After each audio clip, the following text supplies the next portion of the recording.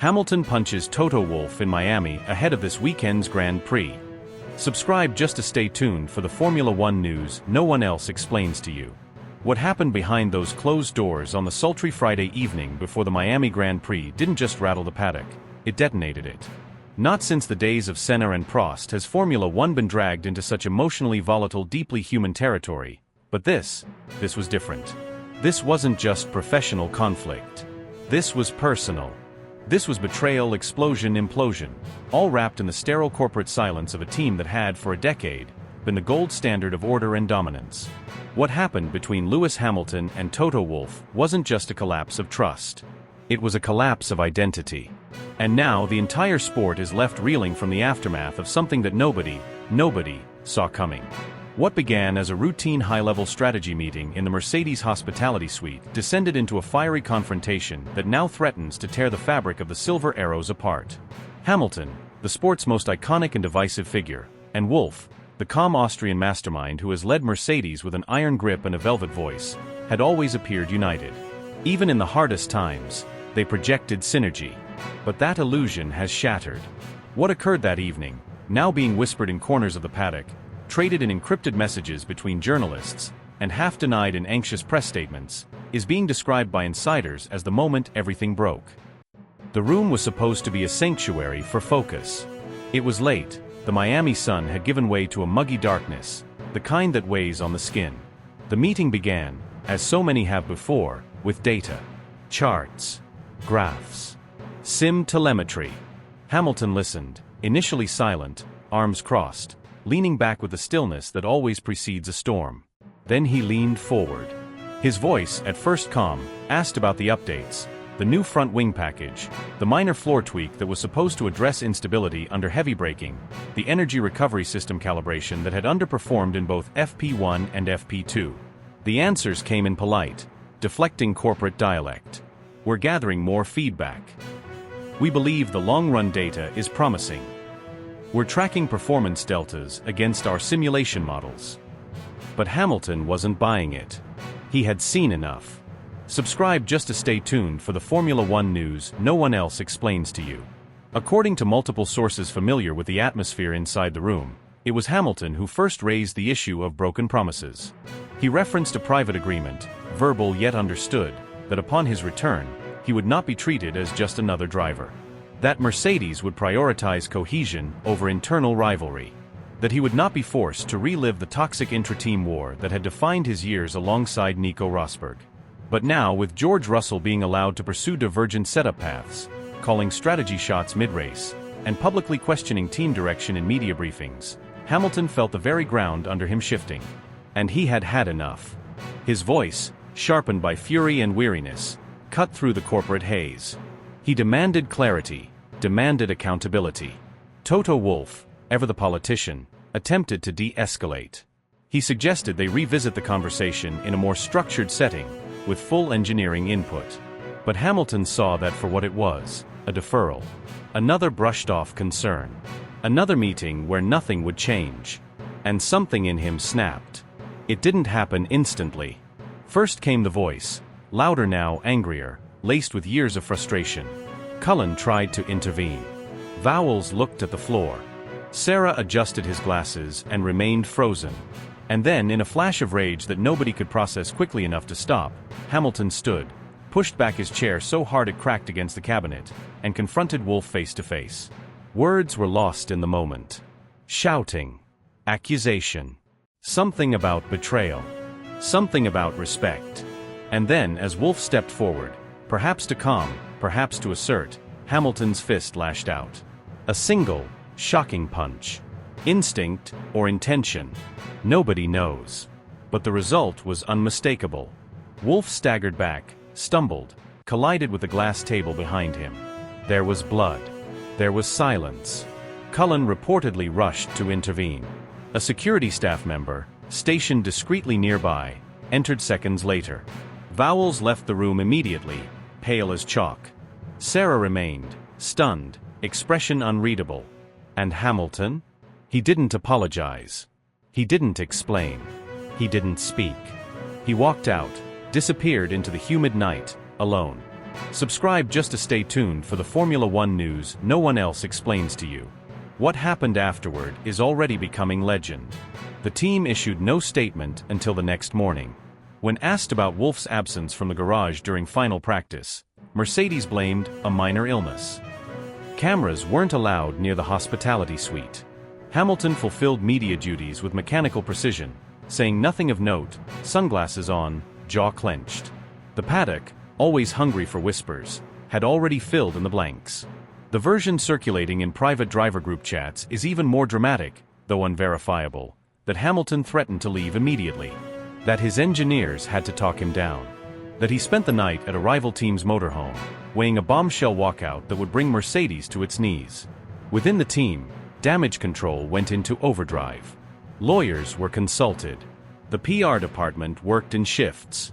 Wolff, reportedly nursing a fractured cheekbone, refused hospital treatment to avoid triggering a media frenzy. He told close associates it was a private matter, and that the focus must remain on performance. But insiders say the relationship between him and Hamilton is now beyond repair. That the remaining races of the season may be managed through intermediaries. That Hamilton, still under contract but emotionally untethered, is now a rogue element inside a team built on discipline and alignment. The questions this raises for the rest of the season, and for the sport as a whole, are monumental. Can a team survive this level of public implosion? Can a driver of Hamilton's stature, a man who reshaped the image and politics of Formula One, coexist with leadership he no longer trusts? And if not, what comes next? Will Mercedes release him? Will he sit out the remainder of the season, or could he shock the world again by moving mid-season to another seat? Rumors already link him to talks with Aston Martin, even with McLaren, whose rising momentum could be tantalizing for a man desperate to write one last glorious chapter. The FIA has not commented, but pressure is mounting. Team bosses are furious, not out of moral outrage, but because of the precedent. If a physical altercation at this level goes unpunished, what stops other power struggles from turning volatile? What prevents other icons from thinking they, too, are above the invisible code of the sport? Formula One now sits in uncharted territory. One of its greatest drivers has crossed a line no one thought he would even approach. One of its most respected leaders has been humiliated, wounded, perhaps not just physically, but professionally. The fans are divided. Some defend Hamilton fiercely, blaming betrayal, provocation, emotional pressure. Others say he's finished, that no title is worth this kind of chaos. Sponsors are reportedly panicking. Internal team documents are being leaked. The foundations are crumbling. But one thing is certain. The story has only just begun. The wounds are fresh, the secrets still unfolding. And as the Miami Grand Prix weekend presses on under the blinding lights and pounding music of F1's most theatrical stage, all eyes are no longer on the track. They're on the aftermath. On the silence between former allies. On the tension that now permeates every inch of the paddock. Because once trust is broken, truly broken, it cannot be rebuilt. And in the ashes of what once was the strongest driver-team bond of the hybrid era, there's only one question that remains. What does Lewis Hamilton do next? No one spoke for hours. The motorhome corridors were quiet, unnaturally so, except for the subtle constant hum of cooling systems and the distant clatter of tire warmers being wheeled back into garages. Inside the Mercedes camp, something irreversible had happened. The air was thick with disbelief, betrayal, and fear. In the garage, mechanics worked in near silence, their focus mechanical, their eyes haunted. Hamilton's car sat untouched, half stripped of its floor, the silver skin exposed like a dissected creature on an operating table. Outside, the paddock buzzed with vague tension. Journalists knew something was wrong. A scheduled press conference was abruptly cancelled. Social media teams went dark. The Mercedes communication director refused to take calls. Sky Sports' Ted Kravitz was seen speaking urgently with a senior FIA official behind a hospitality trailer. Something had happened, something big, and the silence only amplified the noise. Inside his motorhome, Hamilton sat on the floor, still in his race suit, elbows on his knees, breathing heavily. Sweat clung to his forehead, not from exertion, but from adrenaline, fury, disbelief. His personal assistant tried to speak, but he shook his head. He wasn't ready. Not yet. Not after that. Not after everything he had sacrificed, Trust, history, years of loyalty, just to be treated like an afterthought in the very team he helped rebuild from nothing. His hand was bruised. Blood on the knuckles. Not broken, but it throbbed with every heartbeat. The pain didn't bother him. It felt right, almost necessary. For the first time in years, he had said exactly what he felt, not through carefully crafted interviews or Instagram posts with vague quotes, but directly, physically, explosively. He hadn't planned to hit Toto, but he hadn't regretted it either. Not in that moment. Somewhere across the paddock, Wolff lay in the Mercedes medical unit. A towel packed with ice pressed against his cheekbone. The team doctor hovered nearby, making notes, murmuring something about soft tissue swelling and needing x-rays. Wolff waved him off. His mind wasn't on the pain. It was on the words. On how they got here. On how Lewis Hamilton, the man he had backed through scandal, through slumps, through political firestorms and media attacks, now saw him as an enemy. He replayed the exchange in his head. The look in Hamilton's eyes. Not frustration. Not disappointment. Rage. Pure, unfiltered rage. It wasn't just about car parts or simulator hours. It was deeper. Older. A build-up of years of being the face of a machine that was evolving without him. Russell had become the future. Lewis, whether anyone would admit it, had become the past. The incident forced immediate containment measures. The FIA was alerted, discreetly. No formal report was filed, but Mohammed Ben Sulayem was briefed personally. Liberty Media executives were informed. Internal statements were drafted and immediately redacted. Lawyers were mobilized. Crisis management experts were flown in overnight. A quiet request was made to all team sponsors. Please refrain from commenting on social media for the next 72 hours. Some already knew. One had already pulled out of an upcoming promotional event featuring Hamilton. But the paddock isn't a vacuum. Rumors mutated by the minute. Some said Wolff had provoked Hamilton on purpose, trying to push him out. Others whispered about a power struggle between Mercedes' old guard and a new Ineos-backed internal faction. A few even claimed the whole event was staged, to create narrative momentum for a dramatic redemption arc. But those closest to the inner circle knew better. It wasn't theater. It was a rupture. George Russell was caught completely off guard. He'd been in debrief during the incident. When told, he didn't speak. He stood up, walked out, and spent nearly 40 minutes alone in the corner of the paddock near the catering trucks. Later that evening, he texted Hamilton one word, "Why?" No reply. Behind the scenes, senior engineers began to take sides. Some quietly visited Hamilton's trailer that night. Others stayed loyal to Wolff. One key aerodynamicist reportedly submitted a formal transfer request. Another simply walked off the job. The Mercedes family wasn't just cracking, it was splitting. That night, Hamilton refused to attend the strategy review meeting. He ordered his car pulled from FP3 the next day. Wolff, still nursing a stitched lip and facial swelling, did not return to the paddock. Instead, James Allison was left in charge. In a hastily arranged team huddle before qualifying, Allison tried to steady the ship. "We race. No drama. No politics. Just race." But the mechanics could feel it. The tension. The splintering. The cameras might be blind, but the energy in the garage screamed of civil war. Across the world, the internet exploded. Someone had leaked partial security footage, grainy, black and white, no audio, but unmistakable. A figure lunging. A scuffle. People rushing in. The clip went viral in minutes. Hashtag Hamilton Wolff fight trended globally. Memes flooded the timelines. Pundits were stunned. The great partnership of modern Formula One was imploding in real time. And then, a single sentence appeared on Hamilton's social media at 2:13 a.m. London time. "I'd rather go down swinging than be silenced by politics in carbon fiber." The message was shared over 3 million times within 6 hours. FIA officials held an emergency meeting. Mercedes issued a statement calling the event a private disagreement, and announced both Wolff and Hamilton would be stepping away for a reflection period. No further comment. Meanwhile, Red Bull, always ready to strike, pounced. Christian Horner issued a sly remark during a post-race interview: "We're always happy to support talented drivers who feel underappreciated elsewhere." Max Verstappen, asked about the brawl, smirked and said, "I guess some people don't like being number 2. Behind closed doors, Ferrari sent an encrypted file to Hamilton's manager. Aston Martin reportedly offered a full veto clause on car development decisions. Even Audi called. Everyone smelled blood. Everyone knew what this meant. This wasn't a scandal. This was an opportunity. And for Lewis Hamilton, for Toto Wolff, for Mercedes, for the sport, it was no longer about racing. It was about survival. Do you want the next part to be about how the FIA responds, or how rival teams try to lure Hamilton in the chaos? It began with tension so thick it was nearly visible, a silent friction that had been building behind Mercedes' garage doors for months, maybe longer.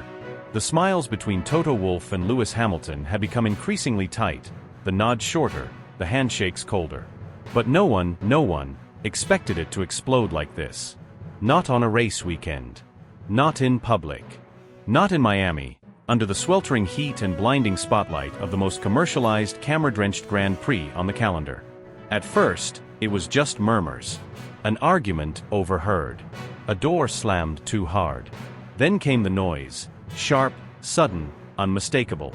A shout, a thud, a gasp. The room fell silent. Mercedes mechanics froze mid-task, holding tools mid-air. Catering staff abandoned trays of protein shakes and energy bars. An engineer from Aston Martin, walking by the hospitality suites, stopped in his tracks. Then came the whispers. He hit him. Lewis hit Toto. It wasn't verbal. It was physical. Within minutes, a Red Bull engineer texted a friend at McLaren, "It's civil war at Mercedes. Lewis just hit Toto." Screenshots spread like wildfire.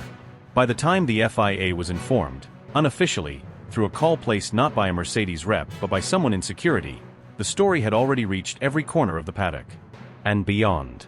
By midnight, the board of Daimler, the corporate powerhouse behind Mercedes-AMG Petronas, was already on a hastily assembled emergency video call.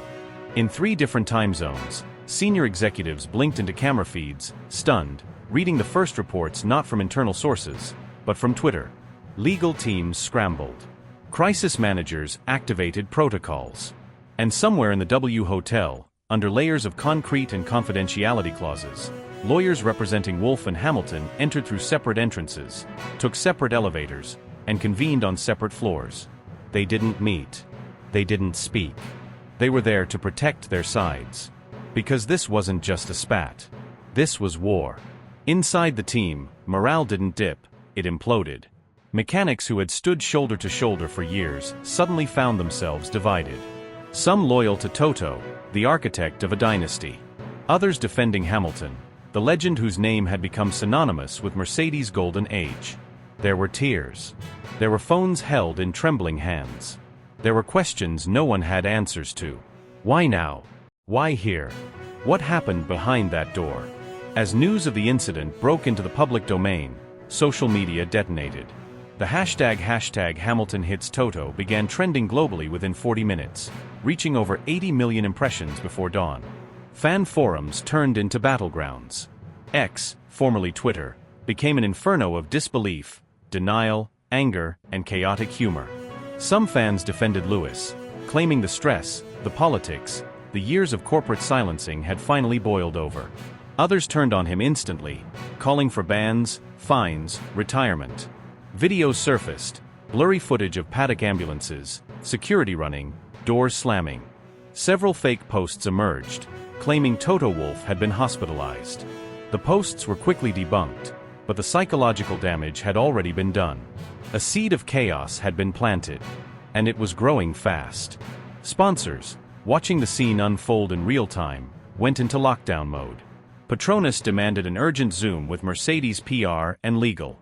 IWC canceled their brand dinner with Hamilton, scheduled to host media and influencers in a rooftop lounge overlooking downtown Miami. Puma pulled all advertising related to their new Hamilton lifestyle line, which was set to drop Saturday morning in coordination with race weekend. Influencers invited to the launch were quietly told to delete any promo content from your feed immediately. Saturday morning dawned, but it brought no clarity. No resolution. Only tension. The paddock, normally buzzing with music, engine sounds, and media chatter, felt muted, eerily still, like awake. Mercedes engineers moved like ghosts. George Russell entered the garage with his eyes low, headphones missing, his usual cool confidence stripped away. When reporters called his name, he simply shook his head. "I'm just here to race," he muttered. That was all he gave. That was all he could give. Because no one wanted to say the wrong thing. No one wanted to be quoted on the record when the team they drove for, the team they worked for, the team they believed in, was unraveling live on the global stage. Elsewhere, the reactions ranged from smug to stunned. Max Verstappen, when asked on the gridwalk about the incident, gave a wry smirk and said, "Looks like not everything is perfect in Silver Paradise." His tone was flippant, but beneath it was something colder. A predator's instinct. He smelled blood. Christian Horner, ever the opportunist, reportedly leaned back in his chair during a private sponsor briefing and whispered to a Red Bull partner, "We always knew that relationship was fragile. But a punch?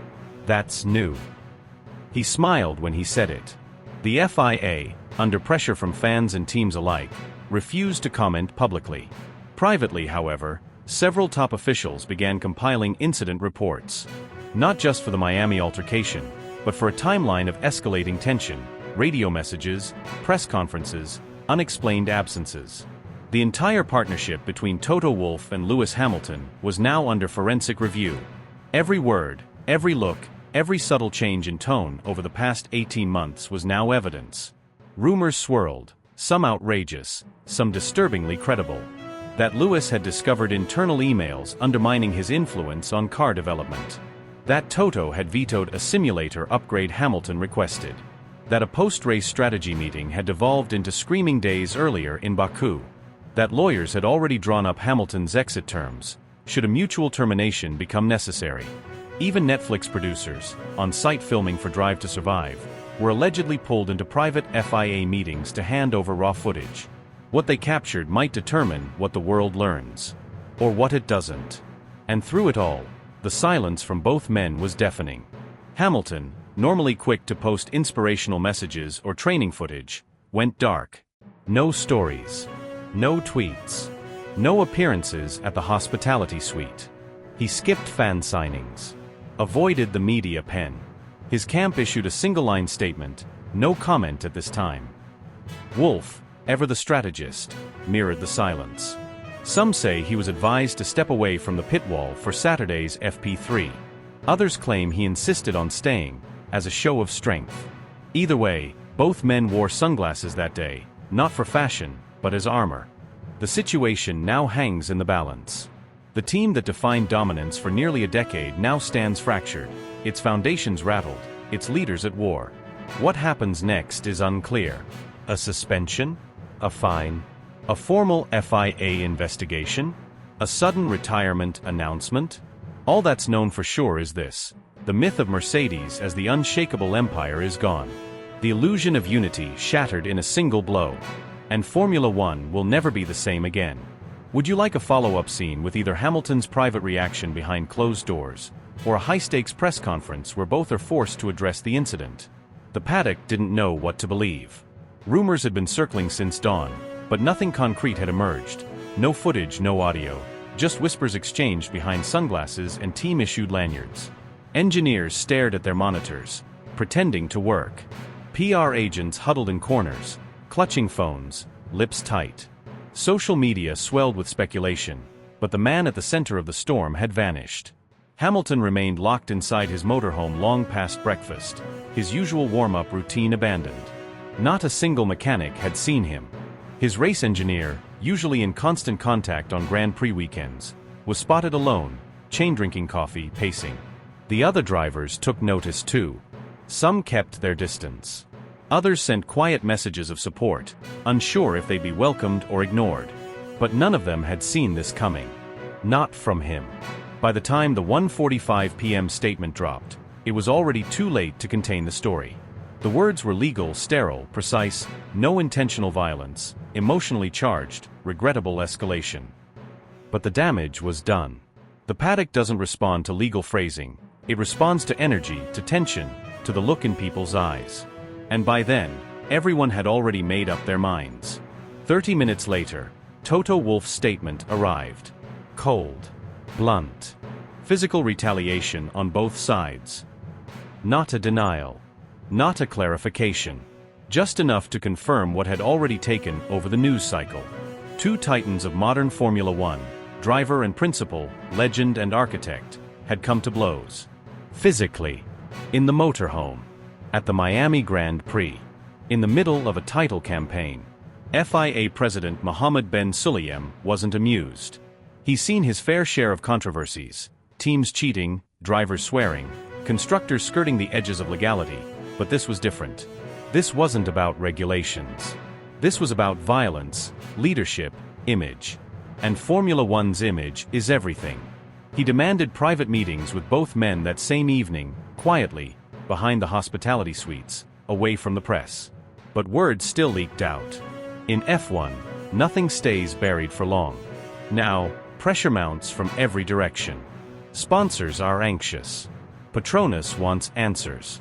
Ineos executives are calling London. TV broadcasters are requesting alternate race graphics in case Hamilton is pulled from the grid. Sky Sports has already taped two versions of its Sunday preview, one with Lewis, one without. And the stewards? They're preparing too. Options are being discussed: a race day suspension, a two-race ban, a forced public apology with a financial penalty attached so large it would rival the annual budget of a midfield team. Inside the legal rooms of Mercedes, the mood is darker. This isn't just about sport anymore. This is about contracts, image rights, shareholder interests. Lawyers are combing through every clause in Hamilton's multi-year deal, looking for loopholes, escape hatches, contingencies. Clause 17b, according to one insider, allows for temporary suspension for acts of misconduct likely to damage the team's reputation in the public domain. And right now, that clause is glowing red. Some insiders whisper that Wolff himself is considering the nuclear option, voiding the remainder of Hamilton's contract, ending the partnership prematurely, before the 2026 engine regulations come into play. But the board at Daimler is split. On one hand, they're livid. Their golden narrative, of a returning hero, a final campaign for glory, has crumbled into a violent scandal with global headlines. On the other, they know exactly who Hamilton is, not just a driver, but an icon. A brand. A movement. Dropping him cold could trigger global outrage, from fans, from activists, from communities far beyond the paddock. The team is paralyzed. No one knows what's next. Wolff won't speak to the press. Hamilton's only public words remain locked behind that sterile statement. Their once ironclad alliance, the foundation of 6 championship titles, has cracked open under pressure. The man who once called Wolff a brother has reportedly stopped answering his messages.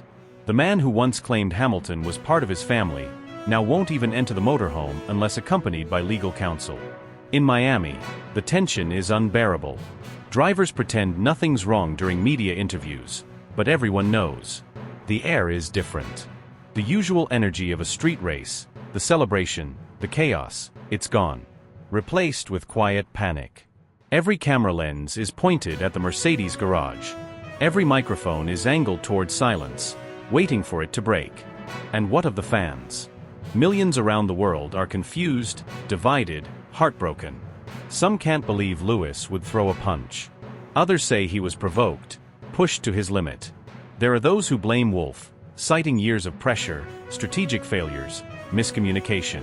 And then there are those who believe this was inevitable. That something this explosive was always waiting beneath the surface, building with every lost race, every missed opportunity, every political battle behind the scenes. There are no good outcomes now, only damage control. Even if Hamilton races on Sunday, the dynamic is forever changed. How do you rebuild trust when fists have replaced words? How do you sit in strategy meetings with someone you physically attacked, or someone who attacked you? This isn't a bad pit stop or a mechanical failure. This is a fracture that no carbon fiber can fix. And yet, somewhere deep inside the chaos, a darker truth emerges. Maybe this was always the destiny of dynasties. Not to fade, but to explode. Hamilton and Wolff were never just a team. They were a story, a symbol of excellence, a marriage of speed and brains that ruled a decade. But every empire collapses.